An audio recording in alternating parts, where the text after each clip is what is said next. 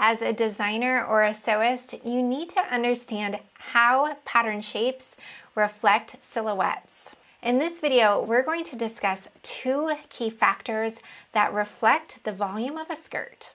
Number one, the pattern shape, and number two, the fabric.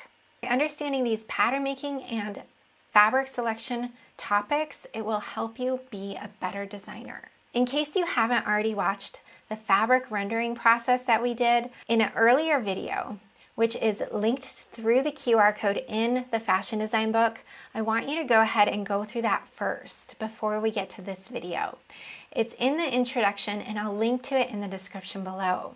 That video discusses the fabric drape, which is critical in achieving a specific silhouette. In previous other videos, we've talked about a sloper.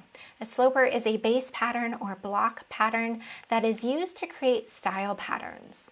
In this video, I'm going to be showing you a basic pattern for a skirt and how it looks as a garment when we draw it as a flat garment sketch. Let me give you some examples now.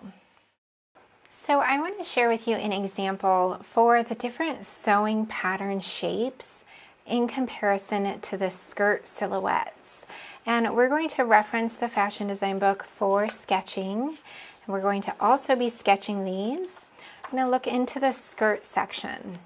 So here in the skirt section, we can see we have an A-line skirt. An A-line has a slight flare to it. This would be considered an A-line sewing pattern. You can see this as a miniature skirt sewn up.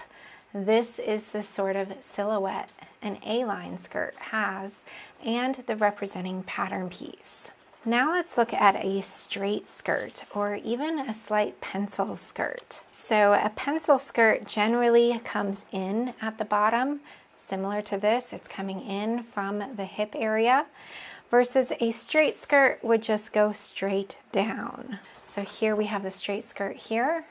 So this pattern piece would actually represent more of a pencil shape silhouette. And you can see with this, we need to have a little slit in there in order for the legs to move while walking. So this is the represented pattern piece versus miniature garment. Then we have what's called a circle skirt. If we look at the circle skirt, we can see here, this is with a very full fabric here, and this is more with a flowing fabric. So based on the type of fabric you use, the outcome is going to be different. Since this is a more stiff fabric, the circle really stands out from the body. And depending on the way we're looking at that skirt, if we're looking downward at it, we would draw it slightly differently at the bottom hem than if we were looking slightly upward, if it was really puffing out more.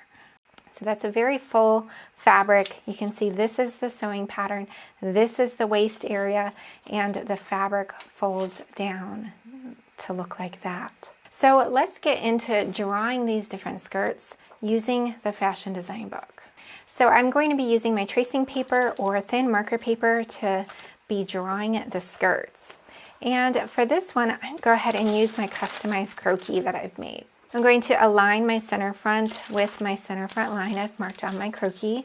And for this example, I'm only going to be doing the lower portion since we're doing skirts. And I'm going to go a little bit more advanced now that we've done several of these videos. And I'm only going to be doing little dots to indicate the shape of the legs and the underwear line and belly button.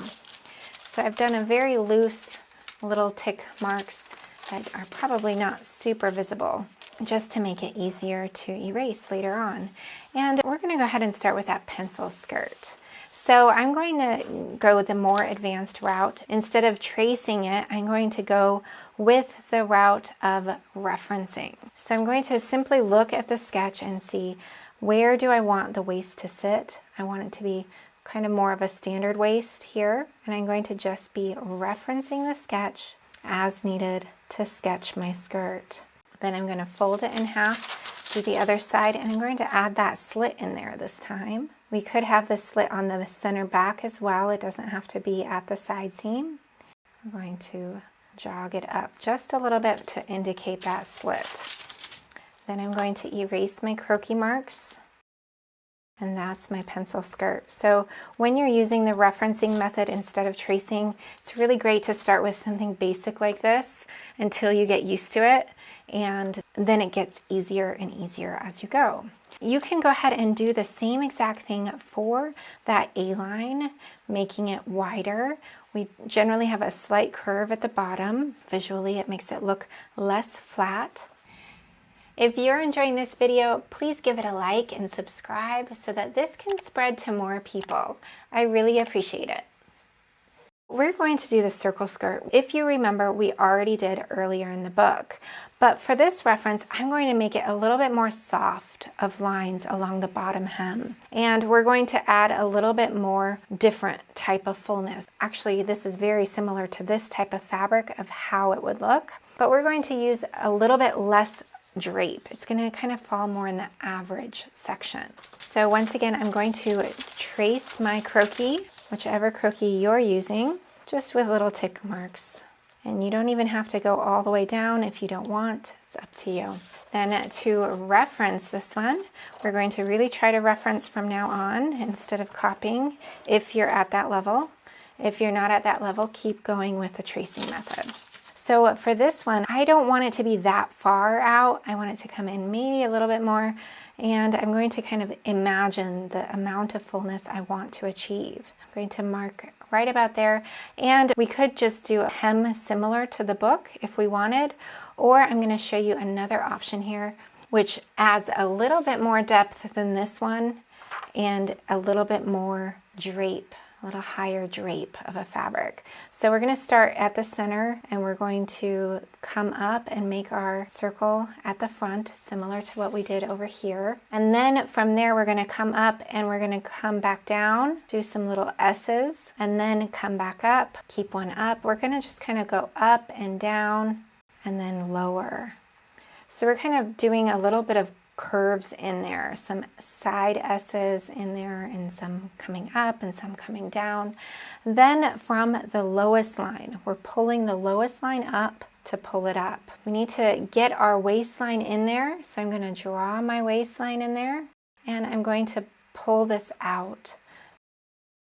So this is a pretty full circle skirt, so I am going to connect that with the outer side there. Whether or not I want a waistband, that's totally up to me. Maybe I don't want a waistband this time. And we're going to connect the lower lines and pull those lower lines up. We're going all the way up a little bit more toward that waistband up here. So pulling it up. So you can see how that's worked. We've kind of just added a slight bit more depth than this option here by adding those side S's in there.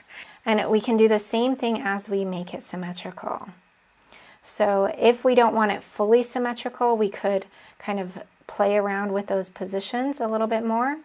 So I've made it slightly asymmetrical just so it's not totally the exact same. Just pulling up those lower lines upward. And the height of the lines also don't have to be the same. So that also adds a slight bit of depth. So since this is a circle skirt, I don't need to have any darts up there. And that is my design. Now we've gone through this other option here for a more flowing fabric. That's going back to the ruffle section up here. It's that same exact method here. And then we also have so many more options of the way and the fullness that we might want for that circle skirt. You could practice like this as well. You can practice also just like we did with the fabric video earlier on. And again, there are so many different ways of doing that method of adding fullness. A common mistake many designers or sewists make is that they don't choose the right fabric for the type of silhouette they want to achieve. I really want you to go back and do that fist test like we talked about in that fabric rendering video, and do that process whenever you're trying to envision your silhouettes. Doing that process is really going to help you understand how that fabric hangs and how it might look in your styles. The more you do that test, the better you're going to get at choosing the right fabrics. In case you don't have the fashion design book, it includes an entire library of silhouettes and style details for you to draw flat fashion sketches. It's available on Amazon and most online book retail stores, plus through the link in the description below. I'm Gina Renee, and I teach online pattern making and design courses so that you can design and sew clothes you love that fit. If you've enjoyed today's video, please like and subscribe, and I'll see you in the next one.